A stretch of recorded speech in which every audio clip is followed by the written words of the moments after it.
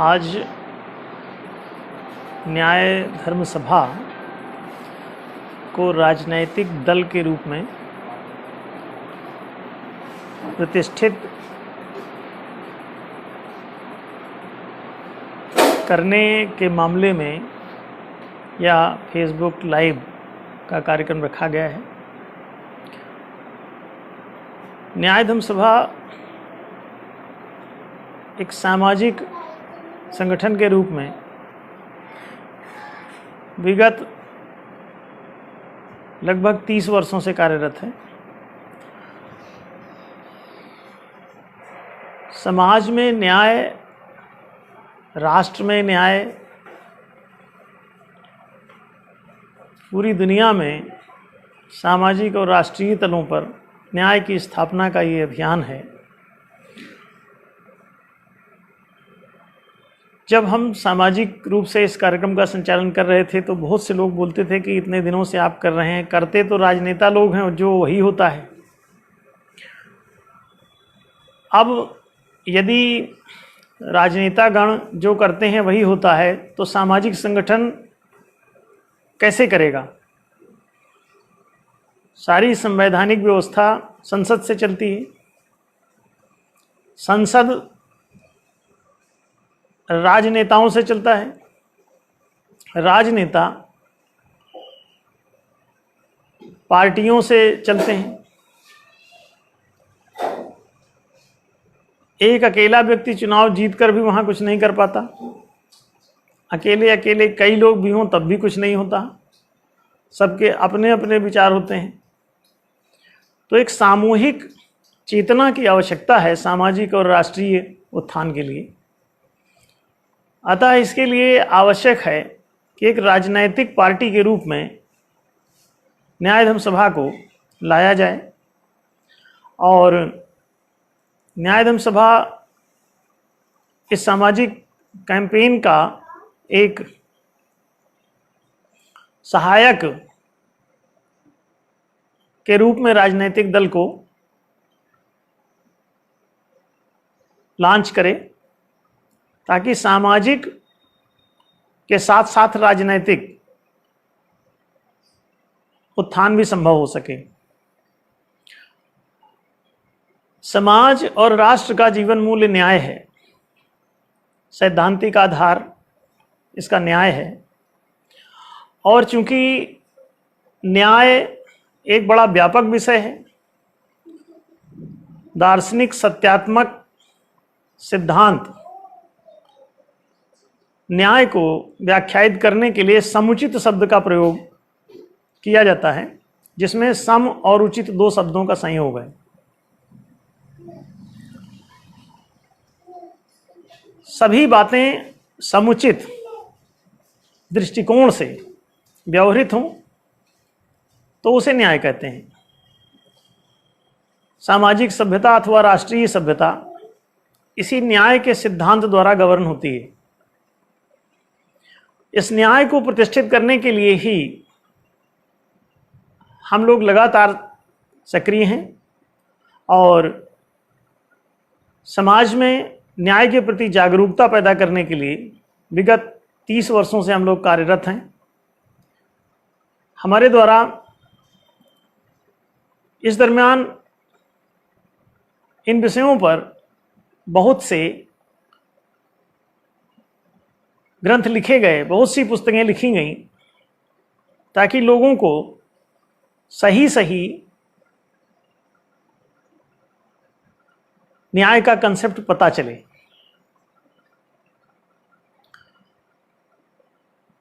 न्याय एक बहुत बड़ा विषय है और दार्शनिक विषय है। जैसे जैसे समाज में न्याय आता है वैसे वैसे सार्वजनिक सत्ता का उदय होता है, सार्वजनिक व्यवस्था का उदय होता है जो सर्वहितकारक होती है। जो बातें सार्वजनिक हित के लिए स्पष्ट रूप से अनुकूल नहीं होती हैं, उन बातों को न्याय संगत नहीं माना जाता। जो एक के लिए वही दूसरे के लिए इस छोटे से सिद्धांत को न्याय का सिद्धांत कहते हैं। तो ये समुचित हिताधिकारों का वितरण ही वास्तव में न्याय है। अब उसमें हिताधिकार आर्थिक हो सकते हैं, सांस्कृतिक हो सकते हैं, व्यावहारिक हो सकते हैं, आध्यात्मिक हो सकते हैं और राजनैतिक हो सकते हैं। आज हम आपसे संविधान में वर्णित राजनैतिक न्याय के बारे में चर्चा करेंगे। संविधान में राजनैतिक न्याय शब्द प्रयुक्त हुआ है उसकी उद्देशिका में, प्रीएम्बल में, पॉलिटिकल जस्टिस। आज तक यही स्पष्ट नहीं हुआ किसी को कि राजनैतिक न्याय का अभिप्राय क्या है और राजनैतिक न्याय में क्या करेंगे। राजनैतिक न्याय का अभिप्राय यह है कि समाज का कोई एक वर्ग विशेष राज्य पर हावी होकर के न चले, बल्कि समाज के प्रत्येक सदस्य को, राष्ट्र के प्रत्येक नागरिक को शासन में सहभागिता मिले। यदि शासन में सहभागिता नहीं होगी तो नागरिक कोई भी संतुष्ट नहीं हो सकता, अपने न्यायोचित हिताधिकारों की रक्षा नहीं कर सकता। तो इसके लिए आवश्यक है कि ये सार्वजनिक हिताधिकारिता प्रतिष्ठित हो और समाज में न्याय को बल मिले, न्याय की समझ पैदा हो। और जैसे जैसे न्याय की समझ पैदा होगी वैसे वैसे ये निश्चित रूप से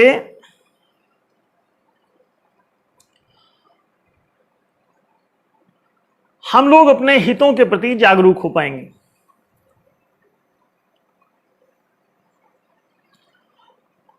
राजनैतिक न्याय की प्रतिष्ठा के लिए आवश्यक है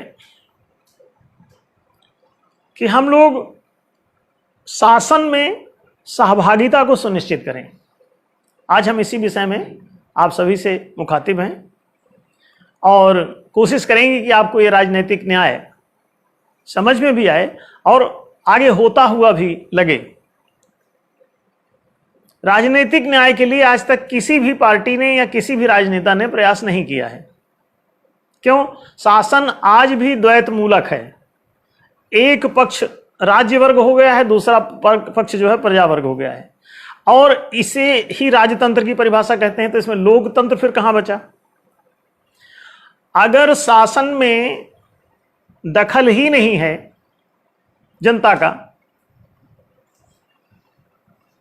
तो सहभागिता कहां हुई? राजनीतिक हिताधिकार कैसे सिद्ध हुए? अब यह आवश्यक है कि राजनैतिक हिताधिकार सुनिश्चित किए जाएं और राजनैतिक हिताधिकारों की रक्षा के लिए एक संस्थागत प्रयास हो। उसी के लिए ये न्याय धर्म सभा को एक राजनैतिक दल के रूप में लाया जा रहा है कि वो इस राजनैतिक न्याय को प्रतिष्ठित करे। अब ये कैसे प्रतिष्ठित होगा, इसके लिए न्याय धर्म सभा द्वारा प्रस्तावित 111 मुद्दे हैं। ऐसे 111 न्याय प्रस्ताव हैं जो संपूर्ण सामाजिक और राष्ट्रीय व्यवस्था को दुनिया के हर कोने में प्रतिष्ठित कर सकते हैं। अब अगर ये संभव है कि राजनैतिक न्याय स्थापित हो सकता है तो हमें इसका प्रयास करना चाहिए। जो लोग भी राजनीतिक न्याय पाना चाहते हैं, करना चाहते हैं, संविधान की प्रीएम्बल में 3 न्याय की चर्चा है: आर्थिक न्याय, सामाजिक न्याय और राजनीतिक न्याय। आर्थिक न्याय में भी कुछ नहीं हुआ है और वो इसलिए नहीं हो पा रहा है क्योंकि इसके ऊपर वाले न्याय नहीं हैं। आर्थिक न्याय राज्य को करना है और राज्य जो है चंद लोगों की मुट्ठी में कैद हो जाता है। पैसे से सत्ता और सत्ता से पैसा। तो कुछ लोग अर्थ को सेंट्रलाइज कर लेंगे केंद्रीकृत कर देंगे और उसके द्वारा जो आर्थिक जो शक्ति पनपेगी, वो आर्थिक शक्ति पूरे साम्राज्य को हड़प लेगी, अर्थात राजनीतिक न्याय समाप्त हो जाएगा। यदि राजनीतिक न्याय प्रतिष्ठित किया जा सके, और लोकतंत्र में यह संभव है, लोकतंत्र में जो रूसों ने लोकतंत्र आपको दिया, द डेमोक्रेसी, एक पुस्तक रूसों ने लिखी, वो धीरे धीरे पूरी दुनिया में छा गई। उसमें राजतंत्र का विकल्प लोकतंत्र लाने का प्रयास था। गलती उसमें यह हो गई कि राजकीय जो सत्ता थी, शासन सत्ता जो थी, उस शासन सत्ता में व्यक्तियों की नियुक्ति का ही उसमें सिद्धांत वो लोग ग्रहण कर पाए, और ये नहीं देख पाए कि व्यक्ति चाहे तलवार के बल पर वहां नियुक्त हो शासन सत्ता में, चाहे वो सिर गिन करके वहां पहुंच रही हो, लोगों का वोट लेके पहुंच रही हो, कुश्ती लड़के पहुंच रही हो, किसी भी तरह से वहां पहुंचे, यदि वो सारी प्रभुसत्ता उसके हाथ में ही रहनी है, तो ये तो पुराना राजतंत्र ही आ गया। आपने किसी को भेजा है तब वो अन्याय कर रहा है, या कि अपने तलवार के बल पे बैठ गया है सिकंदर की तरह, तब वो अन्याय कर रहा है। अन्याय तो हो रहा है, इसका मतलब कहीं कुछ लोचा है, ये राजतंत्र ही बन जाता है। ओट तंत्र भी जाके राजतंत्र में परिवर्तित हो जाता है। आपने जिनको वोट दिया, अगर वो राजा ही बन गए और सारी चीजें उन्होंने अपनी मुट्ठी में ले लिया, आप फिर पछताते रहते हैं। उन्होंने हेलमेट पर कानून बना दिया कि जिसके पास हेलमेट नहीं होगा उस 100 रुपए वो चालान कटता रहेगा, उस 100 रुपए की रसीद कटती रहेगी। अब आपको मंजूर है तो भी 100 रुपए चुकाइए, नहीं मंजूर है तब भी चुकाइए, आप इसे बदल नहीं सकते। शासन में जो उन्होंने जोंक लगा दिया, वो जोंक आपका पूरा खून चूसती रहेगी और आप उसका कोई रोक का भी कुछ नहीं कर पाएंगे। आप उसका ज्यादा से ज्यादा विरोध करेंगे तो पुलिस की लाठी खाएंगे, आप उसके खिलाफ आंदोलन करेंगे, धरना हड़ताल करेंगे, आप नाहक अपना समय खराब करेंगे। क्यों? शासन सत्ता जो वहां बैठी है उसी के किए होगा। आप उसे नहीं चुनेंगे, दूसरे को चुन लेंगे, तो वो भी उन्हीं में से कोई रहता है, वो भी जाके वही करता है। तो न्याय धर्म सभा एक पार्टी के रूप में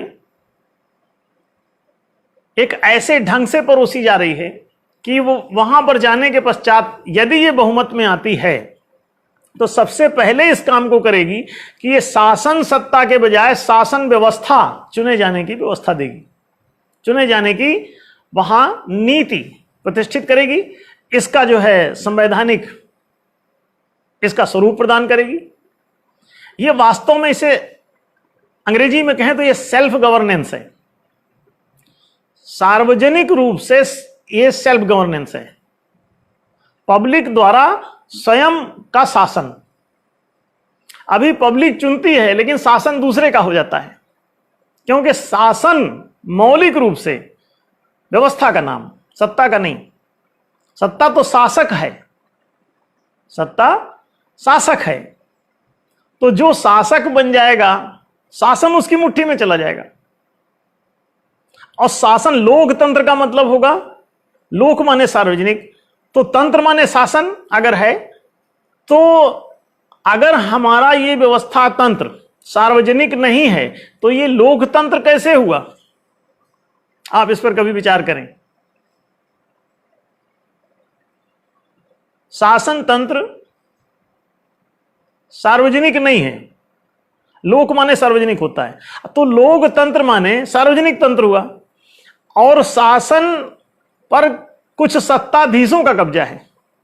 इसका मतलब है कि वो राजाओं की ही वहां प्रभुसत्ता प्रतिष्ठित हो गई। वो चाहे तलवार से गए हों, चाहे ओट से गए हों, चाहे नोट से गए हों, चाहे लड्डू बांट के गए हों, चाहे साड़ी बांट के गए हों, आपको लालच दे के गए हों, आपको धोखा दे के गए हों, आपसे झूठे वादे करके गए हों कि आपका लोन माफ कर देंगे, आपको पकौड़ी बंटवा देंगे, आपको एक स्मार्टफोन देंगे, आपको 2 रुपए किलो चावल देंगे, सस्ता सामान देंगे, फ्री में यात्रा करने का मौका देंगे, ये ऐसे कोई भी लालच दे करके और वो आपसे वोट हासिल कर लेते हैं। और ये सब घोषणाएं वो कब करते हैं? जब वोट का समय आ जाता है। बाद में उस पर उन्होंने अमल किया नहीं किया इसका भी कोई मतलब नहीं है। आप इसका कोई दावा भी नहीं ठोक पाते हैं, क्योंकि उन्होंने संविधान में कोई प्रावधान नहीं किया है कि अगर वादे से मुकर जाए तो उस पर कोई केस कर सकूं। आपके हाथ में कुछ है ही नहीं, आप उसे 5 साल हटा भी नहीं सकते। वो बैठा है और अगले चुनाव आते आते तक पिछली बातें आप भूल जाएंगे, कोई नया सगुफा छोड़ देगा। वो हिंदू है तो मुसलमानों का डर दिखाएगा, मुसलमान है तो हिंदुओं का डर दिखाएगा। आप दोनों के नेताओं के भाषण सुने और दोनों को एक साथ कभी लगा के चलाएं। उनके दोनों के भाषण आप रिकॉर्ड कर लें और दोनों भाषणों को एक साथ सुने एक ही समय में, तो आप देखेंगे एक लाइन इसकी सुने, एक लाइन इसकी, अब आप आश्चर्यचकित हो जाएंगे कि दोनों परस्पर एक दूसरे का भय उत्पन्न करवा रहे हैं समाज में, और उस भय के द्वारा आपका ध्यान अपनी तरफ आकर्षित करते हैं कि आप हमको वोट दीजिए और हम जो है आपको उसके भय से आपको बचाएंगे। आपके हिताधिकार आपको देंगे, माने आपको शिक्षा देंगे, आपको रोजगार देंगे, आपको सुविधा देंगे, आपको संरक्षण देंगे, आपको चिकित्सा देंगे। ये बातें वो नहीं करेंगे। तो क्या करेंगे? वो कहते हैं कि हम आपको किसी आतंकी से बचाएंगे। कोई कहता है कि वो तुमको गरीबी से बचाएगा, कोई गरीबी हटाओ का नारा देता है, कोई अदर भय भूख भ्रष्टाचार हटाओ का नारा देता है।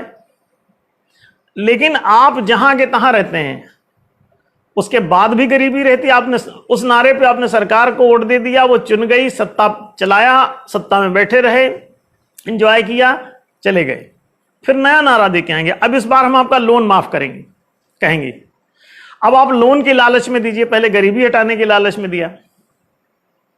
तो ये जो आप कर रहे हैं, बार बार सत्ता चुन रहे हैं और सत्ताधीश बना लेते हैं, अब वो सत्ता शासक हो जाता है। शासक चुन रहे हैं, शासन नहीं चुन रहे हैं आप, शासन आपके हाथ में नहीं है। तो लोकतंत्र कैसे हुआ? लोक के हाथ में जब लोक शासन व्यवस्था है ही नहीं कुछ, और इस लोक शासन की जो व्यवस्था है इसके 3 अंग होते हैं: नियम, नीति, निर्णय। सत्ता भी 3 है: विधायिका, मंत्रिका, न्यायिका। एक विधान बनाती है, दूसरा नीति बनाती है, तीसरा निर्णय देता रहता है, फैसले देता रहता है, कोर्ट, न्यायिका, न्यायालय। अब देखें, इन तीनों सत्ताओं के अधीन आपके नियम, नीति, निर्णय चले गए, पूरा शासन चला गया। अच्छा, लोकतंत्र वो होगा जो नियम, नीति, निर्णय पर अधिकार रखता हो, उसे पारित या निरस्त करने का जिसके पास अधिकार है, तंत्र उसके हाथ में है। तो लोकतंत्र सार्वजनिक तंत्र है, तो सार्वजनिक तंत्र, सार्वजनिक हाथों में यह होना चाहिए था, नियम, नीति, निर्णय। विधायिका जो विधेयक प्रस्तुत करती है वो जनता के हाथ में आना चाहिए था कि जनता अब चाहे तो उसे पारित करे या खारिज करे, निरस्त करे। पुराने जो बने हैं उनको भी रिव्यू करे, उनको भी पारित या खारिज कर सके। नए जो बन के प्रस्तावित होते हैं उन्हें भी पारित या खारिज कर सके। मंत्री जो नीति बनाते हैं, पॉलिसीज बनाते हैं, ये बजट नीति, आर्थिक नीति, ये रोजगार नीति, ये शिक्षा नीति, ये सुविधा नीति, ये संरक्षण नीति, वो जो नीतियां बनाते हैं वो भी आपके हाथ में नहीं रहता। उनकी जहां मर्जी वहां वो सड़क बनाते हैं, जहां नहीं मर्जी वहां नहीं बनाते हैं। कोई न्याय का उसके पीछे सिद्धांत नहीं है। वो अपने अपने क्षेत्रों में वो करते रहते हैं, सार्वजनिक धन का अपने अपने क्षेत्रों में वो उपयोग कर रहे होते हैं और आम जनता का क्षेत्र खाली पड़ा रहता है और आप साइलेंट, कुछ करने की स्थिति में नहीं होते, क्योंकि शासन आपने लुटा दिया। शासन आपने कुछ ऐसे वर्ग के हाथ में कर दिया जो इस आम जनता से हटके था, वो 5% शोषक वर्ग में था और शासक आपने उसको चुन लिया वोट दे करके, या वो तलवार के बल से बैठ गया, झूठ बोल के बैठ गया, धोखा दे के बैठ गया। अभी तो राजनीति का मतलब रक्षा नीति नहीं है, रक्षतीति राज्यम होना चाहिए। अब वहां पे उल्टा है। कूटनीति है वो भक्षति इति भाज्यम है, अभी राज्यम तो नहीं लग रहा है हमको। तो ये बड़ा खतरनाक मामला है। रक्षति इति राज्यम होना चाहिए था, जो रक्षा करे वही राज्य है, लेकिन उल्टा हो रखा है। तो आपका रक्षण हो ही नहीं रहा, आपके हिताधिकार कोई सुरक्षित है ही नहीं। 4 ही आपके जनाधिकार हैं, शिक्षा प्राप्ति का 25 साल तक निःशुल्क और अनिवार्य, रोजगार प्राप्ति का 25 साल के बाद प्रति परिवार 1 रोजगार, फिर सुविधा प्राप्त का सड़क पानी बिजली आदि प्रति बस्ती क्षेत्र के हिसाब से, और संरक्षण प्राप्ति का अधिकार, चिकित्सा, सुरक्षा, बीमा, बैंकिंग, पेंशन, आश्रय, ऐसी चीजें आपको मिलनी चाहिए थी। ये 4 जनाधिकार हैं, लेकिन 4 में से एक भी जनाधिकार न्यायोचित ढंग से प्रतिष्ठित नहीं है। 5% लोग इन सभी जनाधिकारों का सेवन कर रहे हैं और 95% प्रायः लोग इससे वंचित हैं। ये कैसा न्याय है?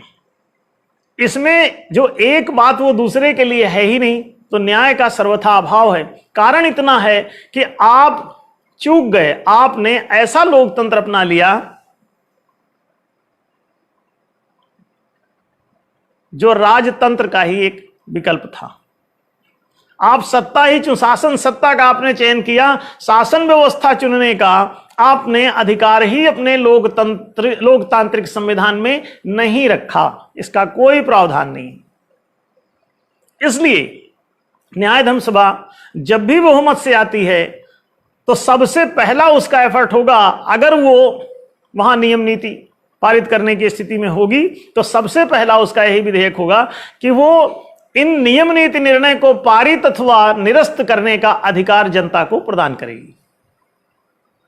ये बहुत बड़ी आपकी उपलब्धि होगी। और पूरी दुनिया में जैसे ही ये वास्तविक लोकतंत्र आएगा, इसीलिए हमने इसको महालोकतंत्र कहा, द ग्रेट डेमोक्रेसी।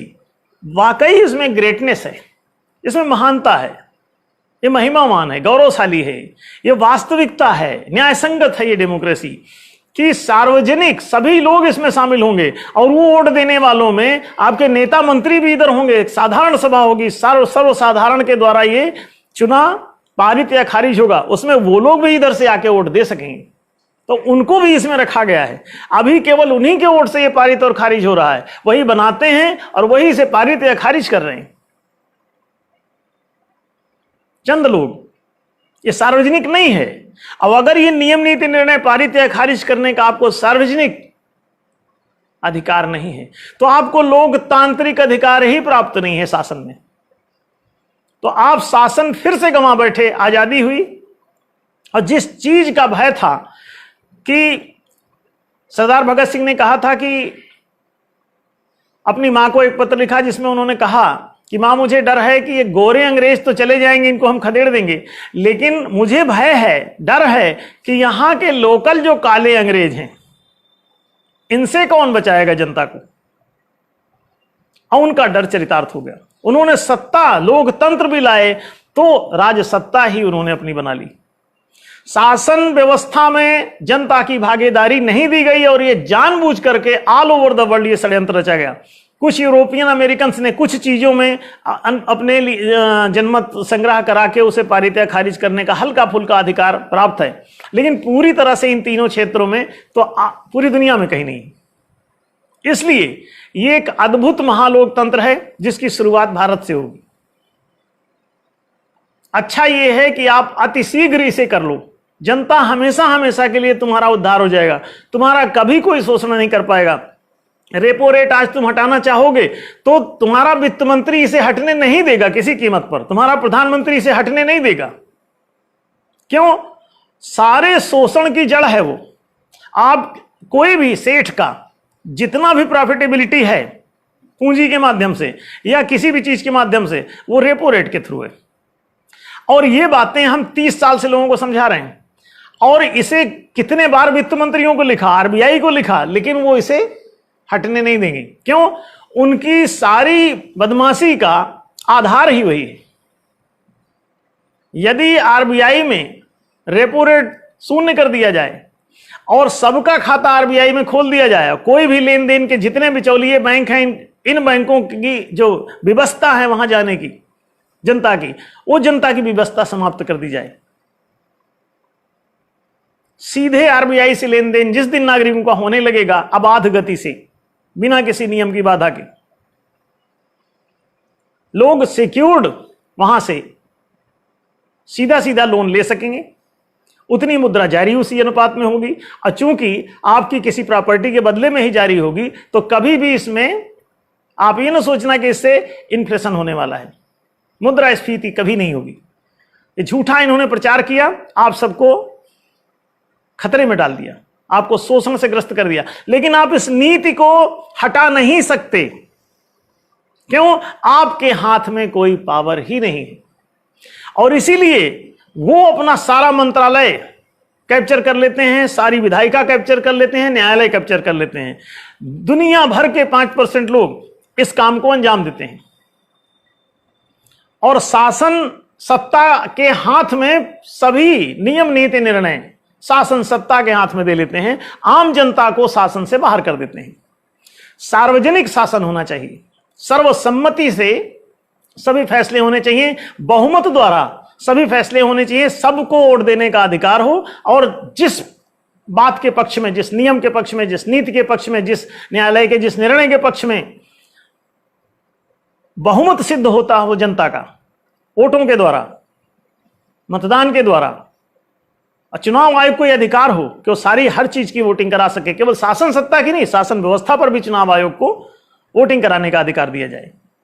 इससे यह होगा कि शासन सत्ता के साथ साथ शासन व्यवस्था चुनी जाने लगेगी। और एक और बारीक बात बताएं कि शासन सत्ता को चुनने ना चुनने से कोई लाभ ही नहीं है, वो चाहे जो वहां जाए आपको कोई फर्क पड़ने वाला नहीं है। शासन व्यवस्था के तीनों अंगों को, नियम नीति निर्णय को पारित या निरस्त करने का आप अधिकार जनता प्राप्त कर लीजिए जनता के लिए, और इसके बाद किसी भी प्रकार की गड़बड़ी हमेशा के लिए समाप्त हो जाएगी। आप कभी गुलाम नहीं बनेंगे। चाहे कोई देश हमला करके आप पर कब्जा कर लिया, आप ये अपना मताधिकार यदि कायम रखोगे नियम नीति निर्णय को पारित या निरस्त करने का, पारित या खारिज करने का, तो निश्चित रूप से आप जान लो कि आप कभी गुलाम नहीं होगे। हमेशा हमेशा के लिए सभी प्रकार की गुलामियों से आपका छुटकारा हो जाएगा। दास प्रथा ही सदा के लिए समाप्त हो जाएगी, स्लेवरी मिट जाएगी। क्यों? आप सारे के सारे नियम नीति निर्णय अपने ढंग से पारित कर सकोगे।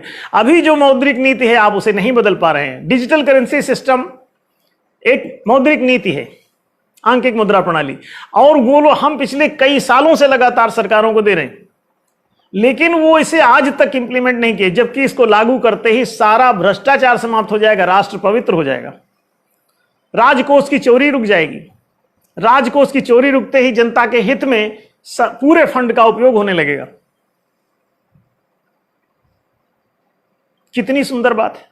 लेकिन ये इंप्लीमेंट वो नहीं कर रहे हैं। जनता की तरफ से बार बार इसका प्रस्ताव हम दे रहे हैं, और अगर ये जनमत संग्रह करा लें इसके पक्ष में, आप आश्चर्य करेंगे कि 30-35% में सरकार बना रहे हैं, और हम क्या कहेंगे, बहुमत इसका 90-95% तक जा सकता है इसके पक्ष में। लेकिन आपको मत देने का इसमें अधिकार ही समाप्त कर रखा है, संविधान में अधिकार ही नहीं प्राप्त हुआ। तो आप देश में लोकतंत्र है ही नहीं। तो जो सत्ताधीश हैं वही लोग इसे जो मर्जी वो करेंगे, आपके हाथ में कुछ भी नहीं है। आपको झुंझुना पकड़ा दिया जाता है केवल कि आप सिर्फ वोट देंगे और उनको वोट देंगे। व्यक्तिगत वोटें कराई गई, व्यवस्थागत वोटें नहीं कराई गई। लोकतंत्र का संबंध तंत्र माने व्यवस्था होता है।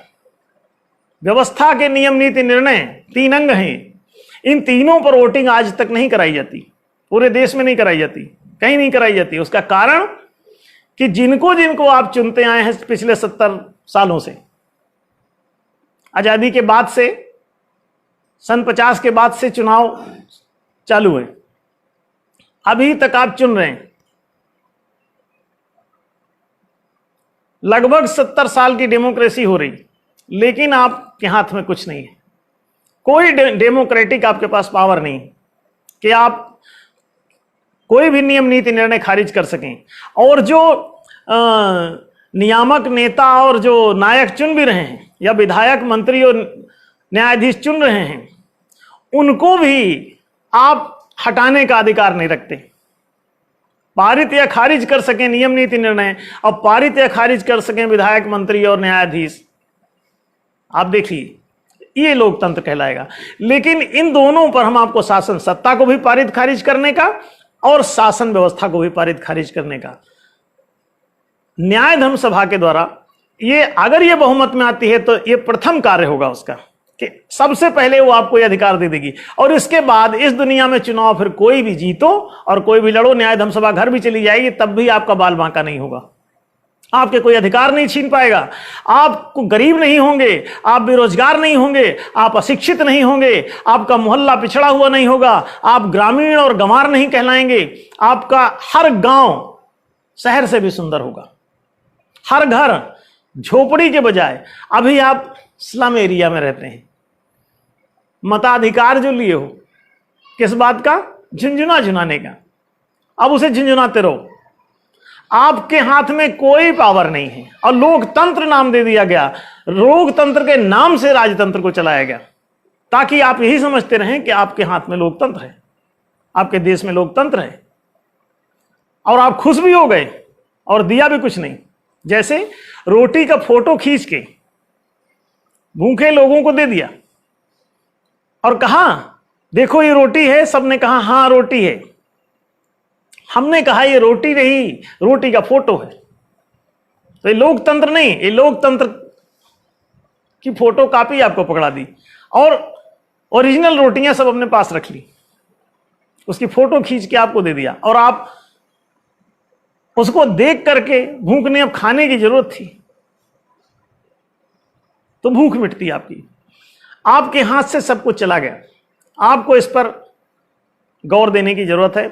पूरी दुनिया में जहां जहां भी, जितनी मात्रा में, यूरोप अमेरिका में जहां कहीं भी लोकतंत्र जितना लिबरल हो सका, उतनी मात्रा में वो देश आगे बढ़ गए, उतनी मात्रा में वो देश विकसित हो गए, उतनी मात्रा में धन का उचित वितरण होने लगता है। जितनी मात्रा में लोकतंत्र सार्वजनिक तंत्र होगा, जितनी मात्रा में ये लिबरलिटी रहेगी, आपकी सारी लिबर्टी गायब है, आपकी डेमोक्रेसी लिबरल नहीं। आप यही सोचते रहे कि आप स्वतंत्र हो गए, ना ना ना, वो शासन सत्ताधिपति अपने को चुनवा के अपने को बैठा लेते हैं और सारे तंत्र पर वो अपना कब्जा कर लेते हैं। और आपके हाथ में तंत्र नहीं, लोगों के हाथ में तंत्र नहीं, और नाम दे दिया लोकतंत्र। जब लोगों के हाथ में कुछ है ही नहीं तो ये लोकतंत्र कैसे होगा? इसीलिए हमने कहा the true and real justice and the true and real democracy is required to be established. और इसके लिए हम आप सभी को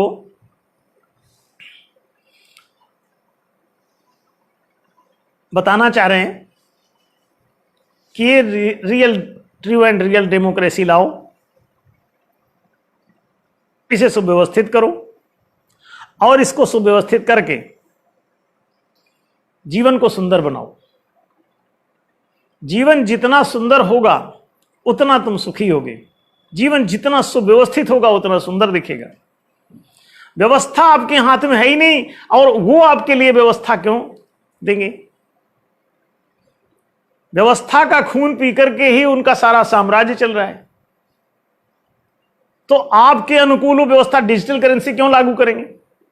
वो डिजिटल वोटिंग सिस्टम हमने चुनाव आयोग को दिया, चुनाव आयोग ने उसे इनफैक्ट स्वीकार भी कर लिया है, इसके बावजूद डिजिटल वोटिंग सिस्टम लाया नहीं जा रहा है। पूरे देश में जियो फैल गया, 4G चल रहा है, इसके बावजूद भी एक छोटा सा ऐप बना के, जैसे भीम ऐप डिजिटल करेंसी के लिए लॉन्च हुआ था, उसी तरह का एक ऐप डीवीएस के लिए, और डीसीएस भी हमारा प्रस्ताव था, अब ये डीवीएस भी हमने एक और प्रस्ताव दिया, और सेल्फ गवर्नेंस सिस्टम का भी दिया, ये एसजीएस है। ऐसे 111 प्रस्ताव हैं और सभी बहुत मूल्यवान हैं। इनको इंप्लीमेंट कराने के लिए हम जनता से अपील करते हैं कि जनता ये एक ही प्रस्ताव इंप्लीमेंट एक बार न्याय धर्म सभा से करवा ले, फिर न्याय धर्म सभा को भी वहां रहने की जरूरत नहीं है, ये चाहे तो आप इसे घर भेज दीजिए। आपके हाथ में ये वास्तविक महालोकतंत्र आ जाए, जिसमें आपके हाथ में नियम नीति निर्णय को पारित और खारिज करने का अधिकार प्राप्त हो जाए, जनता के हाथों में ये चीजें आ जाएं, इसके बाद इस दुनिया में कभी कोई गुलामी नहीं बचेगी और दुनिया के किसी कोने में गुलामी नहीं बचेगी। जिस दिन ये रूसों के लोकतंत्र पर, ये ट्रू एंड रियल लोकतंत्र डेमोक्रेसी जिस दिन ये विराजमान होगी, उस दिन सारी दुनिया के दुख मिट जाएंगे। और इसे कोई भी समझ सकता है, हर पढ़ा लिखा आदमी समझ सकता है कि हाँ, इसके बाद किसी प्रकार की बदमाशी करना संभव ही नहीं रह जाएगा। और बड़ी आसानी से आप, जैसे एक छोटा सा उदाहरण हम दें कि मान लीजिए न्यायालय ने सरदार भगत सिंह को मृत्यु दंड दे दिया, फांसी की सजा दे दी।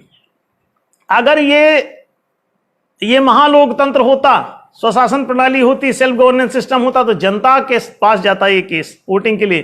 क्यों? इसे कोई ना कोई ऑब्जेक्ट करता तो कोर्ट का निर्णय ऑब्जेक्शन में आ जाता और ऑब्जेक्शन के बाद जनमत संग्रह के लिए जाता और उसे 1 घंटे में ये फैसला हो जाता। पूरे जनता के लिए वोटिंग खोल दो, पहले बता दो केस क्या है और फिर वोटिंग खोल दो, फिर वोटिंग कराओ कि उसको फांसी देना है या नहीं। अगर ये सेल्फ गवर्नेंस सिस्टम उस समय होता तो सरदार भगत सिंह कभी फांसी नहीं चढ़ते। उन सभी महापुरुषों को, महानायकों को बचाया जा सकता था। बड़े अच्छे लोग थे।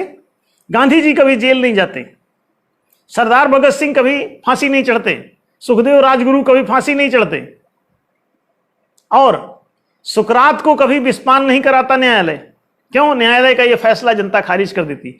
जीसस का भी, अगर ये सेल्फ गवर्नेंस सिस्टम होता, पूरी जनता में वोटिंग कराई जाती, तो जीसस ने किसी का एक कुछ नहीं बिगाड़ा था। न्यायालय ने उनको क्रूसीफाई का फैसला दिया। ये फैसले की पुनर्समीक्षा होती, जनता में वोटिंग के लिए जाता और जनता इसे खारिज कर देती निश्चित रूप से। क्यों? वो जनता के विरुद्ध उन्होंने कोई काम नहीं किया था, तो जनता ऐसा दुष्कर्म कभी नहीं करेगी कि निर्दोष को दंड दे दे, जैसा अदालतें करती आई हैं। हर अदालत ने अब तक, आपकी पूरी दुनिया में हर अदालत ने पिछले कई हजार वर्षों से निर्दोषों को ही दंडित किया है। तो आप सबको ये बात समझ में आनी चाहिए कि आप अपने सभी महापुरुषों को बचा सकते हैं यदि आप अपने हाथ में पावर्स ले लें, सार्वजनिक रूप से फैसले होने दें। कोई भी बात जितनी सर्वात्मक होती है उतनी सत्य के निकट होती है। इस बात को आपको भली भांति समझने की आवश्यकता है। जो बात जितनी अधिक सार्वजनिक होगी, क्योंकि सर्वत्वम इति सत्यम, आत्मा की सर्वव्यापकता को ही सत्य कहते हैं, ईश्वर की सर्वव्यापकता को सत्य कहते हैं, परमात्मा की सर्वव्यापकता को सत्य कहते हैं, ब्रह्म की सर्वव्यापकता को सत्य कहते हैं। यही दार्शनिक दृष्टिकोण चिर पुरातन काल से है, वैज्ञानिक दृष्टिकोण भी यही है कि एक ब्राह्मी ऊर्जा ही पूरे ब्रह्मांड की रचना का मूल सामग्री है। उसी सामग्री से सभी ये बर्तन बने हुए हैं, हर घट घट में वह एक विराजा। यही बात विज्ञान कह रहा है, यही बात आपका प्राचीन दर्शन कह रहा है, वैदिक दर्शन कह रहा है, और पूरी दुनिया में बाइबल वही कह रहा है, कुरान वही कह रहा है कि उसी गारे से तुमको बनाया और अपनी रूह फूंक दी। आप देखें, एक ही तत्व से आपको बनाया जा रहा है, एक ही निर्माण सामग्री से सब कुछ बना हुआ है। जो मैं हूं वही मेरा पिता है, वही तुम हो। जीसस कहता है ये तीनों चीजें एक ही हैं। जो पिता है वही पुत्र है। अब आप देखें, जब सारी चीजें एक ही हैं तो हम एक दूसरे के लिए मकड़जाल क्यों बुन रहे हैं? एक दूसरे को धोखा क्यों दे रहे हैं? एक दूसरे के साथ अन्याय क्यों कर रहे हैं? एक दूसरे के हिताधिकारों को क्यों दबा रहे हैं? हम समुचित हिताधिकारों का वितरण क्यों नहीं करते? ये सभी बातें प्रश्नवाचक चिन्ह हैं, और ये तभी होंगी जब आपके फैसले सर्वात्मक होने लगेंगे। हम आपको एक सिर्फ ये मताधिकार देंगे शासन व्यवस्था के चुनाव का। आपको पूरी दुनिया में शासन सत्ता के चुनाव का अधिकार दिया गया है। अब हम आपको देना चाहते हैं शासन व्यवस्था चुनने का अधिकार। शासन व्यवस्था के नियम नीति निर्णय को पारित या निरस्त करने का अधिकार जनता को प्रदान करेगी न्याय धर्म सभा, एक पार्टी के रूप में सबसे पहले जब भी ये चुन के आएगी। और बाकी के 110 जो प्रस्ताव हैं, वे सभी 110 प्रस्ताव जनता के हाथ में आ जाएंगे पारित या निरस्त करने के लिए। तो हम उन प्रस्तावों को जनता के द्वारा ही लागू करवा के दिखाएंगे, क्योंकि जनता के हित के हैं वो सारे प्रस्ताव, तो जनता तुरंत ही उसे अपने हित में लागू करेगी। अभी वो सभी प्रस्ताव हमने सरकारों को दिए, राज्य सरकारों को दिए, केंद्र सरकारों को दिए, विदेशी सरकारों को भी हमने दिया, लेकिन कहीं किसी ने, क्योंकि वो सब सत्ताधीश हैं, वो अपने हित का काम करते हैं, सार्वजनिक हित का काम नहीं करते, इसलिए सार्वजनिक रूप से अब पारित खारिज करने की व्यवस्था लानी होगी, तब सार्वजनिक हित के कार्य होंगे, जनहित के कार्य होंगे। जब जनता के द्वारा शासन सत्ता चलेगी तब जनहित के कार्य होंगे।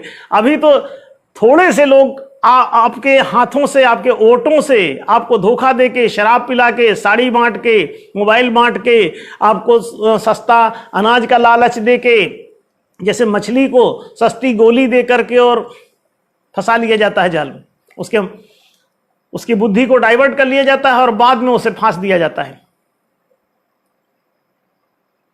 अब आप देखें, जनता को मछली की तरह व्यवहार किया गया, इसे मानव बनने ही नहीं दिया गया। क्यों? मानवता का जब तक आपको अधिकार ही नहीं, मताधिकार ही मनुष्यत्व का प्रथम लक्षण है कि मनुष्य एक बुद्धिमान प्राणी है। मति को बुद्धि कहते हैं, मत माने उसके बुद्धि के द्वारा सोचा समझा जो उसका विचार है उसे मत कहते हैं। और वो अपने मत से अपने देश की, अपने समाज की व्यवस्था को चलाए, यही उसका मताधिकार होगा। अपने मत के द्वारा वो चीजों को पारित या खारिज कर सके, सरकारों को पारित या खारिज कर सके, व्यवस्था को पारित या खारिज कर सके, सत्ता को पारित या खारिज कर सके। जब ये उसके हाथ में आ जाएगा तो इसे वास्तविक लोकतंत्र कहा जाएगा। ये वास्तविक लोकतंत्र आए, पूरी दुनिया में आए धीरे धीरे, और ये जहां जितनी मात्रा में इसकी लिबरलिटी हुई है, जितनी मात्रा में ये मताधिकार फैला है, उतनी मात्रा में ही उन देशों में न्याय हुआ है। नहीं तो 5% आदमी 95% को दूसरा पक्ष घोषित कर देता है, ये द्वंद्व में चला जाता है। पारस्परिक संघर्ष, प्रजा का राजा के विरुद्ध, राजा का प्रजा के विरुद्ध संघर्ष चलता रहता है, एक शोषक बन जाता है, एक शोषित होता रहता है। तो ये द्वैत बुद्धि के कारण ये द्वंद्व जो उत्पन्न करते हो, लड़ाइयां चलती रहती है, संघर्ष चलते रहते हैं, गृह युद्ध चलते रहते हैं, आतंक जारी रहता है, ये अपने आप समाप्त हो जाएगा। धरना, हड़ताल, ताम झाम, विरोध प्रदर्शन सब समाप्त हो जाएगा जब तुम अपने हाथों से ही सरकार बनाने चलाने लग जाओगे, शासन चलाने बनाने लग जाओगे, नियम नीति निर्णय बनाने तो आप किसका विरोध करने जाओगे? और इसलिए आज का जो विरोध परक लोकतांत्रिक प्रक्रिया चलती है, ये सब स्वतः ही समाप्त हो जाएगी। इसीलिए हमने कहा न्याय धर्म सभा कभी किसी का विरोध नहीं करेगी। अंधकार का विरोध करने से अंधेरा नहीं मिटता। प्रकाश का समर्थन करो, प्रकाश को प्रतिष्ठित करो, अंधकार स्वतः विदा हो जाता है। तो वहां जो विरोधी रवैया अपनाए बैठे हो वो लौट आओ, वापस आओ और वास्तविक लोकतंत्र की तरफ मुड़ो। इस एक बात को ही अगर ये देश जैसे जैसे समझ जाएगा, इसे घरों घरों में समझा दो, सिर्फ जनता के हाथ में पावर ही देने की बात है। बाकी के जो 111 में से अन्य जो 110 प्रस्ताव हैं, वो सभी प्रस्ताव जनता स्वतः लागू कर लेगी। सिर्फ जनता को ये सारे प्रस्ताव हम पहुंचा भर दें, खुद लागू कर लेगी जनता, और सारे सहर्ष लागू करेंगे इसे। केवल इतना करना है कि इनमें से 111 में से एक प्रस्ताव, जो 53 नंबर प्रस्ताव है, वो इस महालोकतंत्र का प्रस्ताव है, स्वशासन प्रणाली का प्रस्ताव है, वो सेल्फ गवर्नेंस का प्रस्ताव है, उसे हम लोग ला रहे हैं, उसे इंप्लीमेंट करेंगे। जिस दिन भी न्याय धर्म सभा को पूरी ये बहुमत में ही आती है, जिस भी प्रदेश में आए, देश में आए, जहां से भी ये संभव होगा, वहां से इसे हम लोग लागू करने का पूरा प्रयास करेंगे। और इसे अकेले को ही लागू कर देने के बाद अन्य कोई शासन वासन ना हम ही चला सकेंगे, ना हमारी कोई सत्ता बचेगी वहां, और ना ही अन्य किसी कोई भी पार्टी फिर चुन के भेजो, चाहे न्याय धर्म सभा को भेजना, चाहे जिस किसी पार्टी को भेजना, वहां इनके हाथ में कुछ भी नहीं रहेगा। आपका ये कुछ भी नहीं बिगाड़ पाएंगे, अन्याय ये जरा भी नहीं कर पाएंगे। इसलिए ये व्यवस्था लाना आप सब समझते हैं कि बहुत महत्वपूर्ण है। इसे आपको सिर्फ थोड़ा थोड़ा इसके मामले को समझने की जरूरत है। इस पर बीच बीच में और दिनों पर भी हम कार्यक्रम रखेंगे और कोशिश करेंगे कि आप तक इसे पहुंचाएं। अब चूंकि आज का समय समाप्त हो रहा है, तो ये बल्कि शायद कुछ अधिक हो गया है, तो आज का ये कार्यक्रम ही रोका जाएगा। अगर आप लोगों में से किसी को कोई प्रश्न पूछना हो तो पूछ सकते हैं।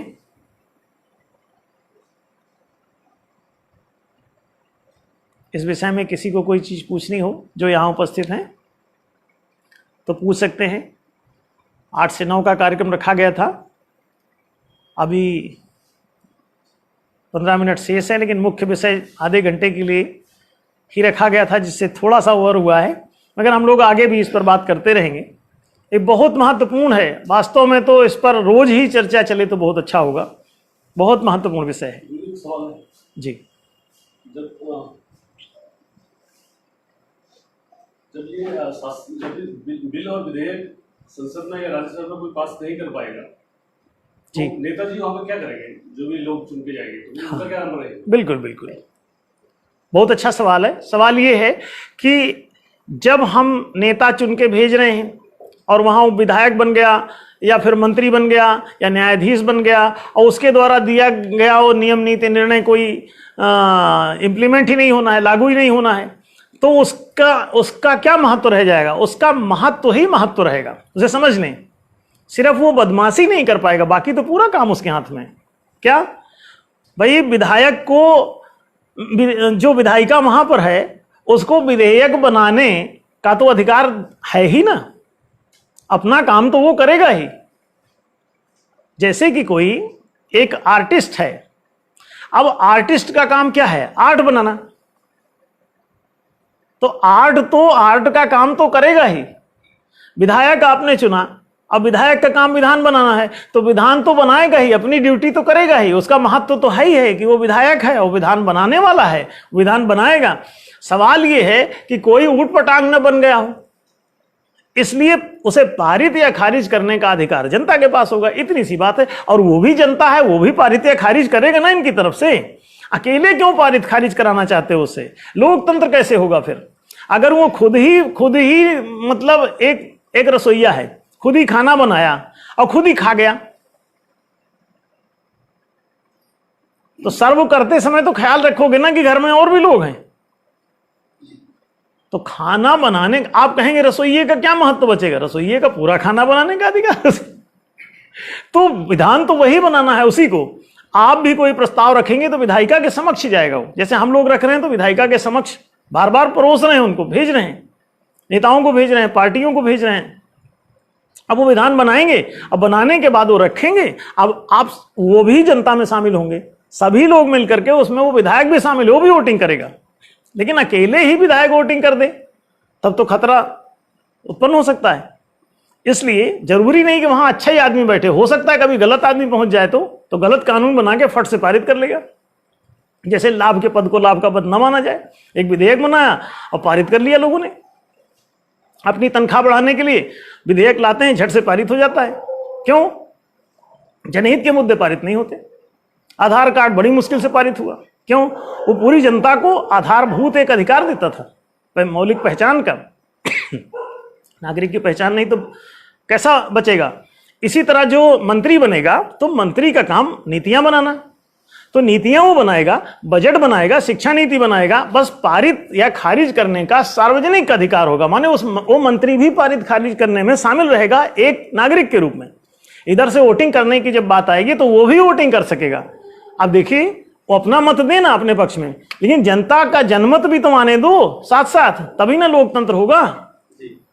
और आप लोग लोकतंत्र समझे ही नहीं। पहली बार जब हमने लोगों को ये समझाना चालू किया तो लोगों के कान खड़े हो गए कि अच्छा, तो ये, अरे लोकतंत्र ये है वास्तव में, तो फिर ये कौन से, तो राजतंत्र ही चल रहा था।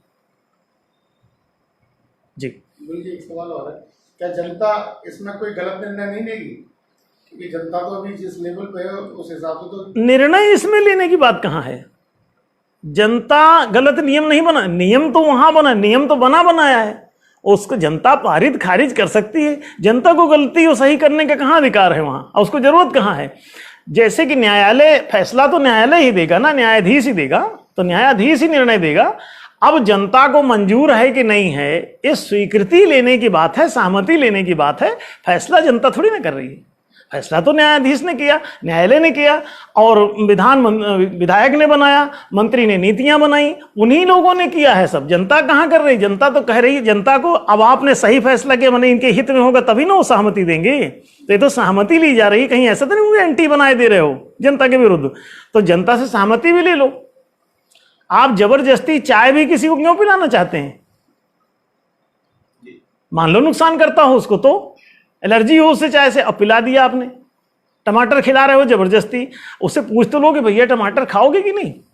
ये हमने टमाटर बनाया है, सब्जी बड़ी अच्छी है, तुम खाओगे पता चला पत्थरी है उसको, तो टमाटर और नुकसान करेगा।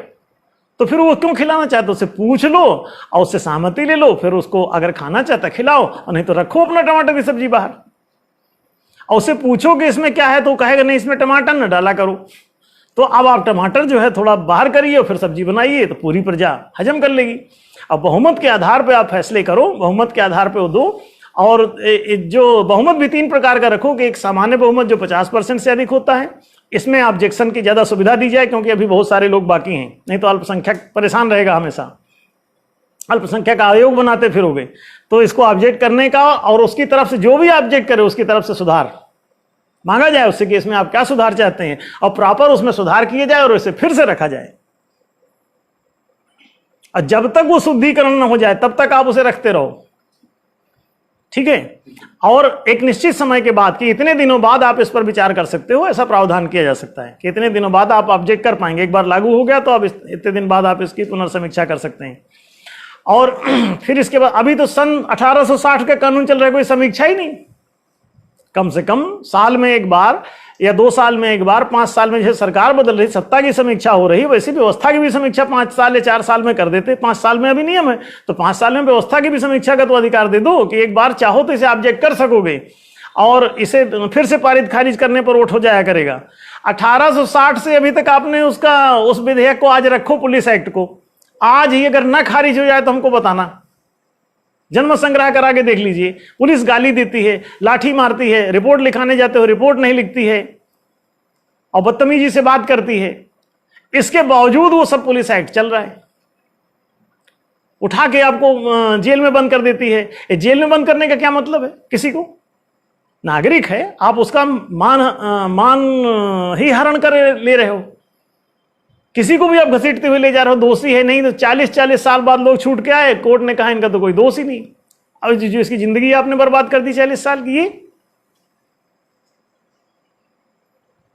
इसका कौन जिम्मेदार है? देखें, ये सारी चीजें बहुत गड़बड़ हैं।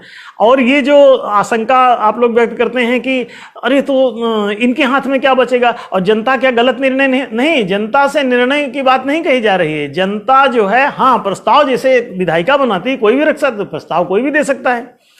जनता को ये नियम नीति निर्णय करने के लिए नहीं कहा जा रहा है। ये तो हो चुके निर्णय पर वो सिर्फ अपना मत देंगे। वो कोई अपने यहां अदालत नहीं लगाने वाले हैं, कोर्ट में ही चलेगा केस जो चलेगा। जनता को जरूरत, जनता से तो सहमति ली जा रही है कि सरदार भगत सिंह को आपने फांसी दे दी और जनता से पूछ लो कहीं ऐसा तो नहीं कि वो जनहित का काम कर रहा था और आप बदमाश हैं, आपके हित में ना हो, आप लूट रहे थे दुनिया को और सरदार भगत सिंह कुछ बोले तो आप गुस्से में फांसी दे दिए। और वो जनहित का काम कर रहे थे कि जनता का माल बचा रहे थे। अब आपने वोटिंग कराया तो वो जनता ने उनको वोट पक्ष में दिया कि इनको छोड़ो।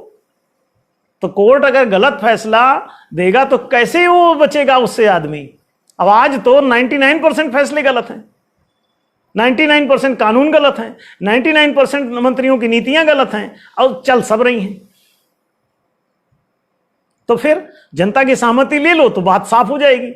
हम ही नहीं कह रहे हैं कि ये अदालत जनता के पास जाए और जनता सुनवाई करेगी। जनता को सुनवाई नहीं करना, जनता सिर्फ सहमति देगी, अपना मतदान करेगी और देखो क्या होता है, मजा लो उसका। और गलती सार्वजनिक जितनी चीज होगी बहुमत से किया जा रहा है। कोई जनता में से एक का वोट नहीं मांगा जा रहा है, ये सार्वजनिक मतदान कराया जा रहा है और ये बहुमत से कराया जा रहा है।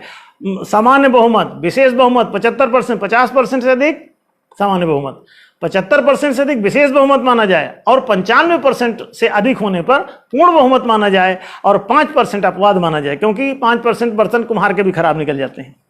तो 5% अगले पगले मूढ़ और धूर्त मक्कार अपराधी किस्म के होते हैं, तो उनके मत का कोई मूल्य नहीं, इसलिए 5%, 95% पर ही पूर्ण बहुमत, 5% फर्जी भी होंगे तो ये चिंता का विषय नहीं। तो जनता की सिर्फ सहमति है, ठीक है जी। सुशील जी के ही इसको थोड़ा सा एडिशन था कि जनता एक सामान्य मतलब उसका नाम है। हाँ, कई बार उतनी बुद्धि नहीं होती, इवन यहाँ तक होता है कि सही चीज को भी, अपने हित की चीजों को भी कई बार नहीं समझते। हाँ बिल्कुल। तो क्या ये संभावना नहीं है कि कोई सही नियम नीति बना दिया उसको भी उसने स्वीकार कर दिया? तो इसमें दिक्कत क्या है? जब गलत इतने आप स्वीकार कराए हुए हो और एक सही अगर थोड़े दिन के लिए टल जाता है तो आप एक्सप्लेन करने का आपको अधिकार है, आप जनमत तैयार कीजिए, उसको समझाइए। और दूसरी बात, अगर जनता गलत है, मूर्ख है, तो 5% मार्जिन दिया तो जा रहा है, उतनों का मार्जिन है। अब बाकी तो समझदार है। मनुष्य एक बुद्धिमान प्राणी है। एक उसकी अपने हित की उसकी बात जो है आप बताते हो, वो मछली या कबूतर जैसा नहीं है। आप जनता के खिलाफ कोई बात ऐसा बोल के देखो और तुरंत अगर खारिज न कर दे तो बताना। हाँ, बचपन में और पशुओं में भेद नहीं है, बालक बानर एक स्वभाव। लेकिन जैसे जैसे मनुष्य वरिष्ठ होता है, इसकी बुद्धि अकल दाढ़ा जाती है तो अकल काम करने लगती है, हित अहित समझने लगता है, तो उससे हित और अहित का ही वोटिंग होना है। और अपने हित को सब भली भांति समझते हैं, दूसरे को भले न समझते हो, अपना हित सब जानते हैं। और इसीलिए सर्वहित में यानी सार्वजनिक वोटिंग हो जाए तो सब अपने अपने हित के हिसाब से वोट देंगे तो सर्वहित का हो जाएगा वो। और जो सर्वत्वमिति सत्यम, सत्य के उतने निकट चला जाएगा, तो इसमें कोई खतरा नहीं। जी प्रश्न जी, क्या योग्यता रहेगी इन न्यायपालिका में जो रहेंगे या रहेंगे, उनकी क्या योग्यता रहेगी? हाँ बिल्कुल ठीक बात है। ये तीनों जो शासन सत्ता के अंग हैं, विधायिका, मंत्रिका, न्यायिका, इन तीनों के लिए वहां पर विधान बनाने से संबंधित कितनी योग्यता रिक्वायर्ड हो सकती है। जैसे कि आप एक गाड़ी का ड्राइवर भी रखते हैं तो उसको भी देखते हैं कि नहीं कि ड्राइविंग मतलब आती भी है कि नहीं ड्राइविंग। उसी तरह विधान बनाना आपको आता भी है कि नहीं, इसके क्या क्या मूल्य हैं, कैसे विधान बनाया जाएगा, क्या क्या इसमें बातों का ध्यान रखा जाना चाहिए, खतरे क्या क्या हैं इसमें, ये सभी बातों का जो ज्ञान इतना विवेक कर सके, तो इतना जो विवेकशील हो, निष्पक्ष न्यायकारी हो, उस तरह का आदमी कोई एसक्यू लेवल का वहाँ पे लाया जाए। और इसी तरह मंत्री में नीतियाँ क्या हों, क्या नहीं हों, कैसी निष्पक्ष हों, ये सारी जो गुणवत्ता का परीक्षण है वो वहाँ पे ऐसा योग्य व्यक्ति हो जो इसका नीतियों का गुणात्मक परीक्षण कर सके, सही गलत का विचार कर सके। इसी तरह फैसला देना सबके बस का नहीं होता, तो न्यायाधीश बनाते समय भी ये ध्यान होना चाहिए कि न्यायाधीश के लिए योग्यता क्या होना चाहिए। सबसे बड़ी बात तो निष्पक्षता ही है, चाहे नियम हो, नीति हो, निर्णय, निष्पक्षता होनी चाहिए। निष्पक्षता कौन की आदतों का गुलाम ना हो। अगर ये आदतों संस्कारों से प्रेरित होकर चलता है तो ये हिंदुत्व के संस्कार से प्रेरित है तो हिंदू हित की बात करने लगेगा। अगर ये इस्लाम के संस्कार से प्रेरित है तो इस्लामिक हित की बात करने लगेगा।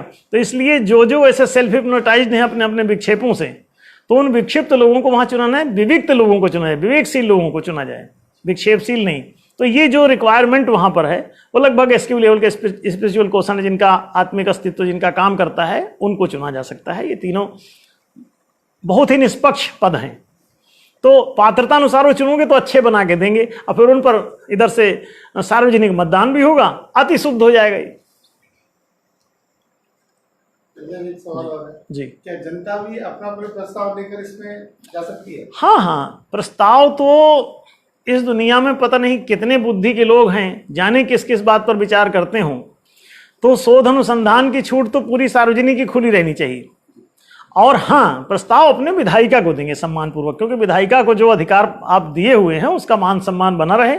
आप प्रस्तावित कीजिए, वहां रखिए और अपने प्रस्ताव को विचार के लिए उनको भेजिए। वो लोग विचार करेंगे, अगर उनको न्याय संगत नहीं लगेगा तो आपको समझाएंगे कि इसमें ये बातें आपकी न्याय संगत नहीं है, आप उसको सुधार लीजिए। और फिर भी आपको पसंद नहीं है तो आप कहिए कि ठीक है, आप रख दीजिए, जनता से वोटिंग हो जाने दीजिए। न्याय संगत की समीक्षा करना वहां पर जरूरी है। तो इसलिए आप कोई नीति देनी है तो मंत्रालय में भेजिए, कोई नियम देने हैं तो आप उसका प्रस्ताव विधायिका को भेजिए। और कोई निर्णय से संबंधित कोई आपके सामने कोई केस आया कि कोई केस हुआ है दुनिया में और आपको लगता है कि ये फैसला होगा, तो आप अपना फैसला वहां भिजवा दीजिए प्रस्ताव कि मेरे हिसाब से ये फैसला इसमें सही रहेगा। तो सभी लोग फैसले दो, उन तमाम फैसलों को मद्देनजर रखते हुए वो अपना फैसला तय कर लेगा जज, और बेहतर। तो सब प्रस्ताव देंगे तो और अच्छे वहां निर्णय हो पाएंगे। ये तो अच्छी बात है कि जनता और उनको चेताती रहे। जी ठीक है, तो आज की सभा समाप्त की जाती है। आप सभी लोग इसको ठीक से देखा करें। रोज जब भी ये प्रोग्राम होगा तो इसका प्रचार किया जाएगा। आप सभी लोग उस निर्धारित समय पर इसे ऑन करके देखते रह सकते हैं, न्याय धर्म सभा के सदस्य बन सकते हैं। अभी राजनीतिक दल के रूप में आ रही है। सभी लोग लाइक, शेयर, कमेंट इसमें जो कर सकते हैं करते रहें और इसे पूरी दुनिया तक पहुंचाएं, देश के कोने कोने में पहुंचाएं, जन जन तक पहुंचाएं। और जहां ये इससे पहुंच सकता है इलेक्ट्रॉनिक माध्यम से, वहां इससे पहुंचाएं और बाकी मौखिक भी करते रहें। सभी को धन्यवाद, बहुत बहुत।